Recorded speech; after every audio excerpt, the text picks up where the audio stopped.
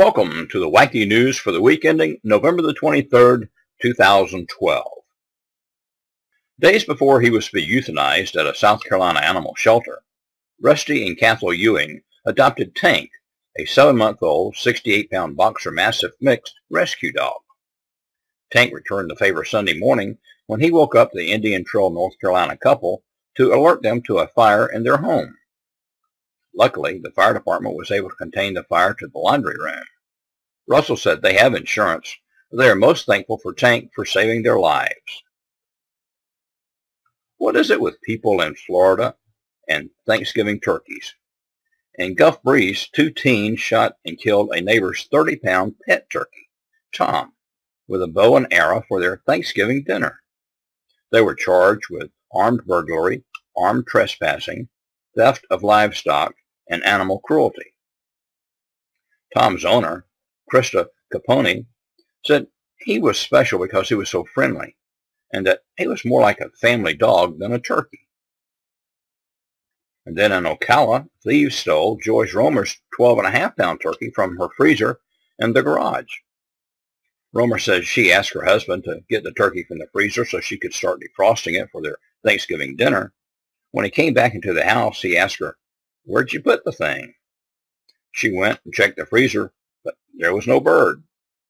She said she guesses that someone was hungry because they didn't bother to take the beer she had stored in the garage. At the Mariposa Port of Entry in Nogales, Arizona, a narcotics detection canine alerted agents about piñatas in the bed of 24-year-old Juan Marcelo Armstrong's truck. Upon investigations, they discovered 425 pounds of marijuana inside the shipment of piñatas. Later in the day, a drug-detecting dog led authorities to methamphetamine in the oil pan of 28-year-old Pedro de Jesus Magna Caballero's vehicle. Both men were turned over to Homeland Security investigations. 54-year-old Jeffrey Ash of Fayetteville, Arkansas, might not have been caught in Boise, Idaho, using his cell phone to show his genitals to a woman if he hadn't been smoking pot.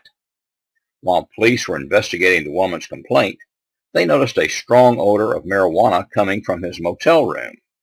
Once inside the room, they found 28.5 pounds of weed. Ash was arrested on suspicion of trafficking marijuana and indecent exposure.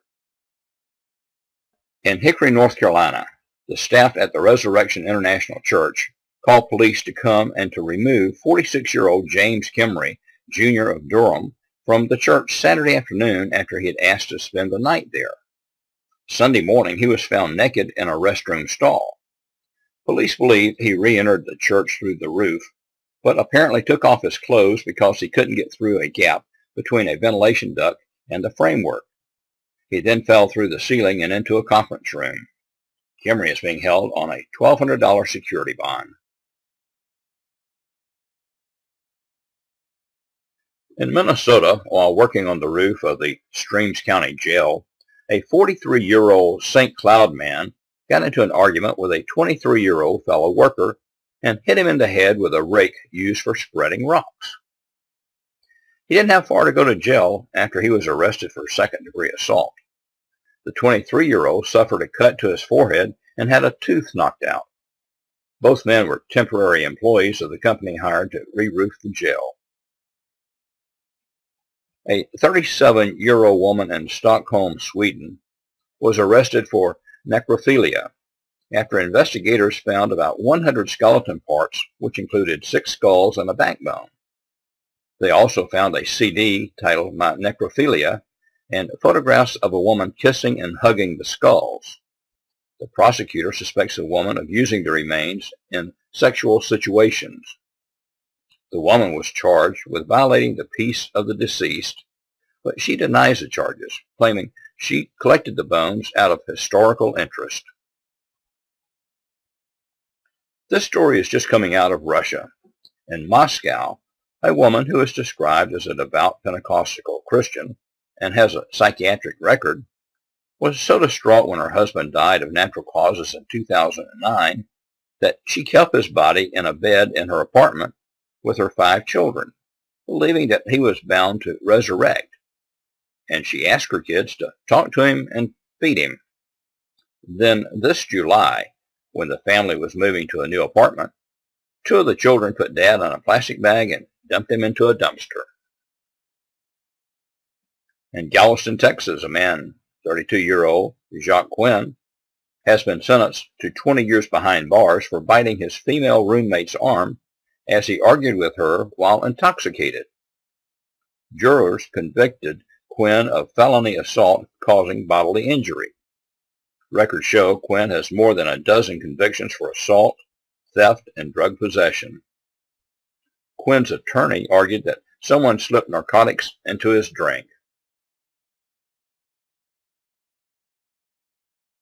I guess this past Monday, a mother deer and her 2 fawns were trying to beat the crowd before Black Friday when they entered a Kohl's department store in Coralville, Iowa, through doors that opened automatically. The 2 fawns stayed in the store's vestibule, while Mom entered the store and headed to the back. Store employees opened up some back doors and the doe exited. The 2 fawns turned around and used the automatic exit doors to leave. No injuries or damage was reported. This story only goes to show how tough times are in the real estate industry. 54-year-old Robert Thoth, who owns American Home Realty in Trumbull, Connecticut, was charged Wednesday with 3rd-degree larceny and 1st-degree criminal trespass for stealing U.S. Asset Realty's for sale signs from more than a half-dozen sites in Bridgeport and from the front of 2 homes in Stratford. Thoth had worked with U.S. Asset Realty before owning his own company. Back on July the 4th, 1943, George Leslinring's parents were visiting him at Rockford's Medical Center Barracks at Camp Grant, an Army post during World War II. When they arrived there, they mailed a postcard to their 2 daughters who were at home in Elmira, New York. This week, that postcard finally arrived at the former home of the Leslingrings almost 70 years later. The postcard reads in part, "Dear Pauline and Teresa, we arrived safe, had a good trip, but we were good and tired." A postal official says the postcard may have been found by someone outside the Postal Service and placed in the mail. And a final quickie. Australian federal police arrested a Canadian man and a U.S. man in Sydney after finding 770 pounds of cocaine and methamphetamine worth $246 million inside a steamroller shipped from China. I hope you had a good Thanksgiving, and thanks for watching the Wacky News. I look forward to seeing you back here next week for the strange and unusual news from around the world.